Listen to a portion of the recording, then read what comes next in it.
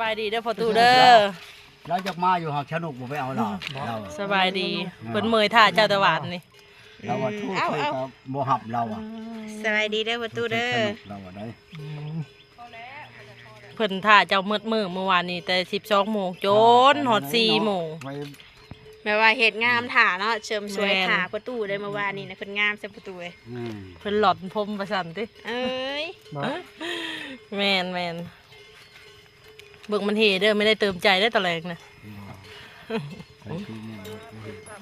มาเฮียมาพอกันเฮียใครจะดอกเฮียอยู่นาตัวเองหมอนี่มันถักมาได้ก่อจักคนได้ปินมาดูพ่อใหญ่ปินมาเบิ่งดูก็น่าได้นี่น้อนี่สบายดีเด้อพ่อตู่เด้อTikTok แต่ว่าค่อยถามมันแบบนี้มันว่าจะได้ของดีมันว่าค่อยก็อยู่ใช้จะได้ของดีจับตีนะหลายเทื่อเลยตัวเอามานะไอ้ตัวบอกคนตัวอยู่รู้ใจกี่ภาคไปให้เด้ออยู่ค่อยนะอยู่หันอยู่นี่อยู่จังหวัดนั่นหมดอยู่เมืองไทยแต่เลยอยู่เมืองลาวก็อยู่บ้านนั่นเมืองนั่นแฉงนั่นบอกมาจะกี่ภาคไปให้นะมือกับภาคไม่ได้ดอกขันโตบอกนะชื่อโตอีกลูกชิดมาให้เต็งกับมึงเนี่ยอยากขี้หีเก่งฮะผมบอกบ้านบอกเมืองบอกแต่ว่าภาคไม่แน่ไปภาคไปให้ไผ่อยู่เทวดาผมบอกจะบอกจากบ้านจากเมืองอยู่นะคอยเด้อเป็นโฮงขักไม่ได้หมอนี่เชิดไม่ไล่เถื่อนเข้าใจกินข้าวกับยังตู้มื้อเช้านี่ขึ้นการนึงก็พอได้จ้ะนึงเฮ็ดปวกโอ้เฮ็ดปวกคือดังเฮ็ดปวกอย่าได้เสียได้อยู่เนาะมันทักมาอีกเลยถามว่าเห็นแล้วบ่เมียเจ้าเต็งบ่ชนดอกเรื่องเมียน่ะเด้อเต็งเอาใหม่เลยโลดเต็งบ่แม่นว่าชีโอ้ยสิไปน้ำมันอีกเต็งบ่น้ำอีได้มันมีจ่าเต็งเลยนั่นเต็งขี่มันดูแล้วมันไปโลดเข้าใจบ่ล่ะอ๋อนี่มันถักมาในนี้ตุเข้าใจเสมอชื่อเก๊กเล็กมาที่เอาหมอนี่ก็ขักเบิ่งมันอยู่ใส่ดิคือเบี้ยนมันแล้วสมอนี่ก็มันอยากหายมันเลยอะไรได้ออกไหนละตุมันช่อนี่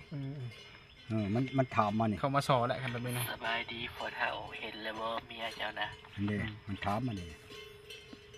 สบายดีพอเท่าคำก่อนมันชุบเพิ่มไปโทรครับพอมันเนาะเป็นคนกันนะพูดที่โตผู้ชายมาแล้วไปโทรมาโทรติดเสร็จมาคิดแล้วมันเอาบ่หับนี่แม่บ่มันสิหับมันมาได้สิถามมันโตอยู่บ้านใด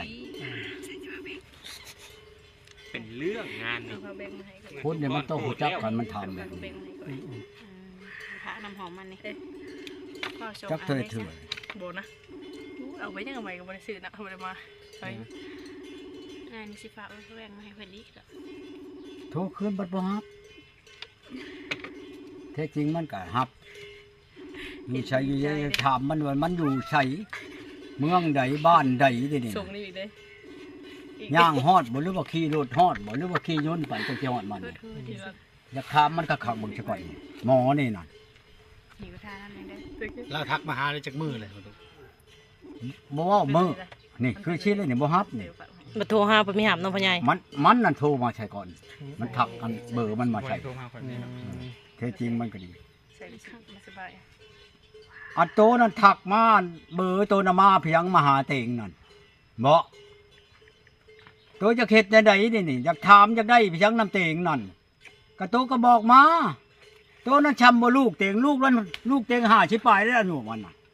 เต็งจะถามโตนั่นโตอยู่บ้านใดเมืองใด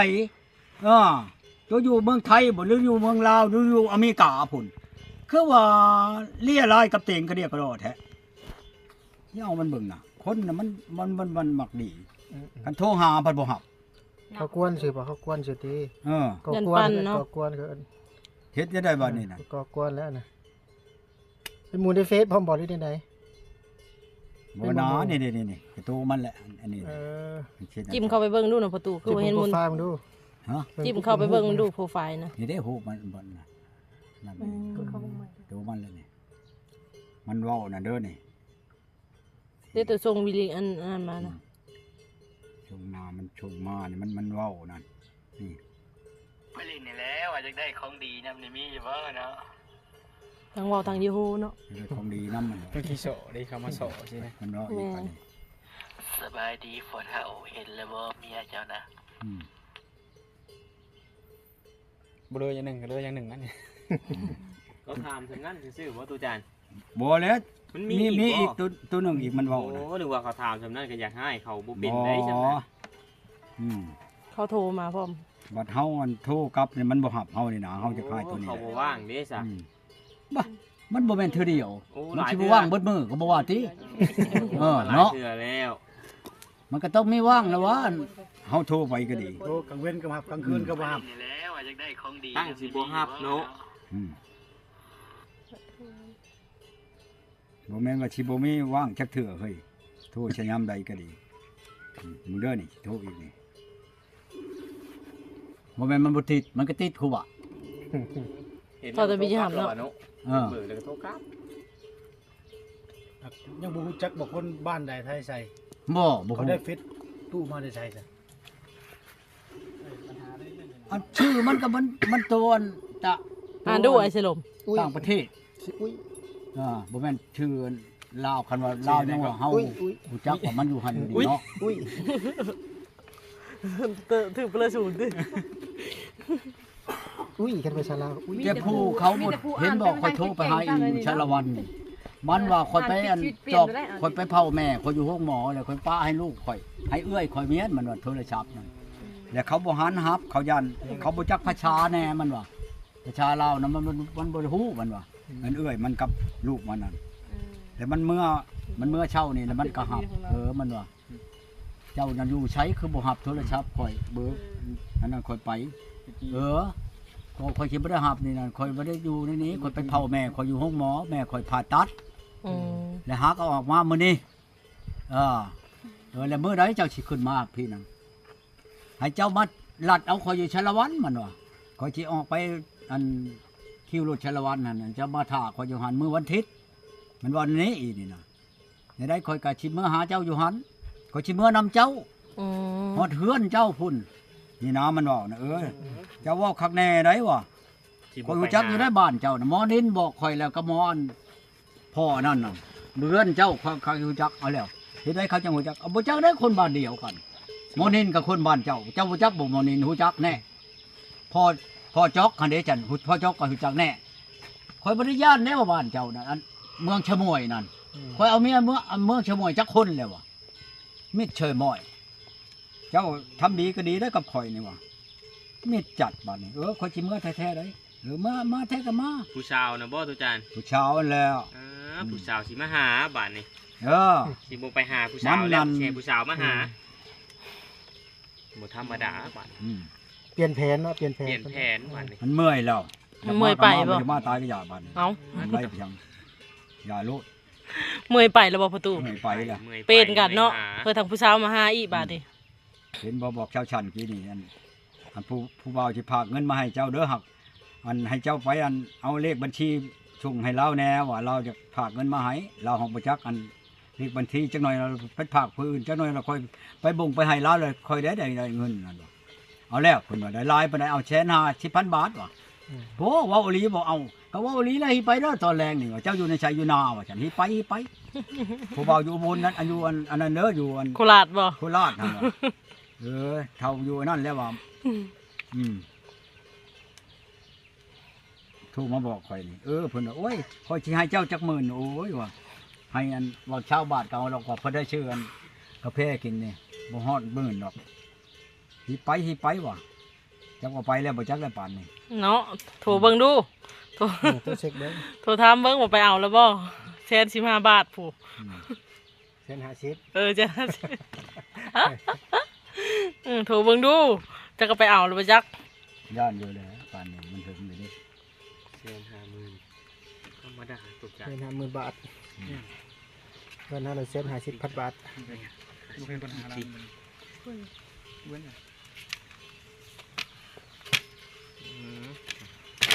สิบอกเราอ่ะหิไปได้เขาให้ส่งไปให้เขาได้นี่ใช่บ่ให้เพิ่นฮ้อนเราโทรมานี่ใช่บ่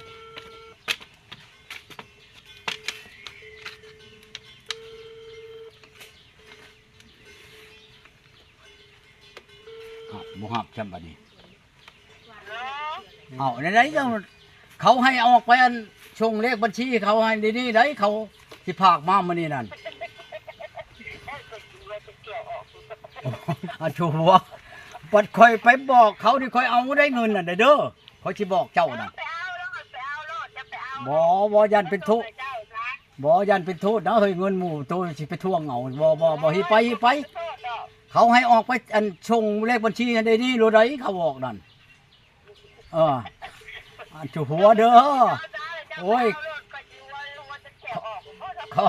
ขอเด้อจากชาวบ้านพอดีชื่อกาแฟเด้อโอ้ยว่าดอกลายก็เรียกกันเนาะเป็นหมื่นมันกับพ่อควายเป็นตู่เฮ้ยเนาะอันนี้ก็ดีว่าถือว่าถือว่าพะโล้บาปเลยเด้อบาปเลยเด้อหิบไปโลดเท่านั้นแห้งโทรเราบ่จักอันเบอร์เจ้าชื่อเราบ่จักนิดเจ้าแล้วบ่จักนี่เราโทรมาบอกเจ้าแล้วเราบ่รู้จักนิดค่อยพี่เอ้าชาวนกก็อยู่น้ำข่อยนี่แหละนี่ลงงานชิปอยู่น้ำข่อยนี่เอาแล้วว่าน้ำเราเด้อบอกในนักนก ไปเลยฉัน บอกกันเต่านะมาก็เป็นเพื่อนกันเด้อพอแล้ว แม่นบ่หรือบ่เจ้าว่าค่อยตัวค่อยบ่เคยตัวคนเด้อค่อยเด้อค่อยน่ะค่อยบ่ตัวไผไปชาวนกไปค่อยสิชวนชาวนกออกไปให้เราปากมันยิงเด้ค่อยโชคให้เลยเด้อว่าพอดีเขาโชคมาค่อยสิเอากับชาวนก2คนมันยิง3คนผู้ใดอยู่นำข่อยนี่ค่อยสิเอาผู้ยิงผู้หนึ่งไปนี่ไปปากใช้อีตาอันนั้นอยู่อุบลนั่นชงมาได้แม่ว่าฉันค่อยชงเลขบัญชีไปให้แล้วว่าฉันค่อยสิไปชื่อกิน2คนแสน50,000 บาทเลยปันกันแถวเนาะน้ำไหลจังโอ้ยอย่าเจ้าชูไปบ่ย่านเป็นโทษเงินหมู่สิไปเอาบ่แม่นแนวบ่นี้บ่ได้ก็บ่เอาดอกข่อยนี่น่ะอย่าแล้วอย่าเอ้าผู้จักแล้วเนาะอันหมู่ช่างมาก็บ่บอกเพราะว่าแต่กี้จักหน่อยเจ้าชีเว้ากับข่อยนั่นเขาช่างเขาโทรมาบอกก็บ่บอกข่อยนี่บ่เคยได้เงินหมู่ชื่อๆดอกฉันก็บ่เฮ็ดหน้าแล้วสิตัวเอาหน้าเอาเข้าน้ำหมู่ก็ได้แหละเว้าหิไป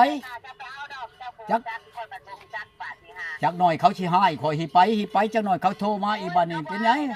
อันบอกเท่านี้ก็บ่บอกเล่าให้เพิ่นว่าอย่าเอาอย่าแล้วบ่ไปเอาแล้วขี้ยาแล้ว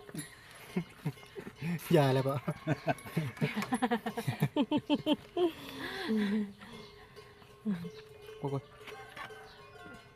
อยู่บ้านกลาง อยู่บ้านกลางบ่ กลางอะไรมันกลางมาได้ปะ อยู่เมืองตะโอย เมืองตะโอย บ้านเด้อ บ้านตะโอย อยู่บ้านกลาง บ้านกัง อยู่เมืองตะโอย เมืองตะโอยผู้บ้านเมียเก่าตู่ก้อน อันโตนั่นอยู่บ้านกังนั่นโตจักชื่อไผแน่ชื่อพ่อเฒ่าเต็งแน่นะละชื่อแน่ใดชื่อเมียเต็งแน่ใดชื่อน้องชายเต็งแน่ใดคันโตอยู่บ้านกังเมืองตะโอยนั่นเว้ามาเบิ่งดูคันโตเว้าแจ้งแน่นั่นน่ะเต็งเชื่อโตเต็งชดเท่าเต็งตายอันนี้โตจุตัวเต็งบ้านกังเต็งพังเชียงปากก็บ่รู้จักแล้วบ้านกังนั่นเต็งเอาเมียอยู่หั่นจักมื้อจักเดือนเลยตัวว่าชื่อเมียเต็งแน่ใดชื่อพ่อเฒ่าเต็งแน่ใดชื่อน้องชายเต็งในไหนชื่อลุงเต็งในไหนบอกมาว่าในครอบครัวเขานั่นบ่ให้บอกคนอื่นอีกคันอยู่บ้านกังนั่นกังไหนเอาบอกมาโลด โอ้แม่โลด มันเว้าไปเห็นบ่มันงุ่มขี้งุ่มหางจักหน่อยสิเอาแนวใหม่อีกกับมัน เนาะประตู บ้านกลางมีแต่กลางตาเครื่องแล้วบ้านตัวนะบอกไปเลยดิแบบฮู้ข่าวมาวันหลังเอามาเว้าใช่ในเบิ่งเนาะ มันบ้านกัง บ้านกลางนี่บ้านเมียเก่าเนาะถูก บ้านเมียเฮานี่นะอีหุ่นนี่ผู้อุ้มลูกเมื่อนี่ โอ้ลูกเมื่อนี่ ที่นั่น น้อยนี่ เอามาได้ ก้อน ได้6